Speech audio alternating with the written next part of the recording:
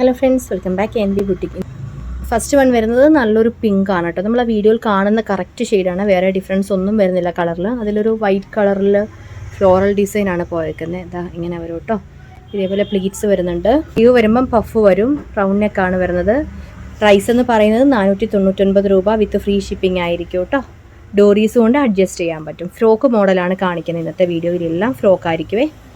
Okay, അടുത്ത colour നല്ല വൈറ്റിൽ green കളറിൽ ലീവ്സിൻ്റെ ഡിസൈനാണ് കേട്ടോ. നല്ല ഡിസൈനാണ് ഇതിൽ പോയേക്കുന്നത് കേട്ടോ. ഇങ്ങനെ വരുവേ, പ്യുവർ വൈറ്റ് വന്നിട്ട് അതിൽ ആ ഒരു ഡാർക്ക് ഒരു ബോട്ടിൽ ഗ്രീൻ കളറിലെ ലീവ്സിൻ്റെ ഡിസൈനാണ് പോയേക്കുന്നത്. ഇങ്ങനെയാണ് കംപ്ലീറ്റ് ഫുൾ വ്യൂ. ഇതേപോലെ വരും. ക്രേപ്പാണ് മെറ്റീരിയൽ, ഒട്ടും വെയിറ്റ് ഇല്ലാത്ത നല്ല സുഖമുള്ള മെറ്റീരിയൽ കേട്ടോ ഇടാൻ. നെക്ക് വരുമ്പോൾ ഒരു ഡിസൈനർ നെക്കാണ് കൊടുത്തേക്കുന്നത്. സൈസ് ഉള്ളത് എസ്സിലാണ് തുടങ്ങുന്നത് കേട്ടോ, മീഡിയത്തിലല്ല. എസ്, എം, എൽ, എക്സൽ ഡോറീസ് ഉണ്ട് അഡ്ജസ്റ്റ് ചെയ്യാനായിട്ട്. എസ്, എം, എൽ, എക്സൽ, അതായത് 36, 38, 40, 42. ഓക്കെ, ലെങ്ത് വരുമ്പോൾ 45 ഇഞ്ച് ലെങ്താണ് വരുന്നത്. 499. ക്രേപ്പിൻ്റെ ലൈനിങ് പോയിട്ടുണ്ട്.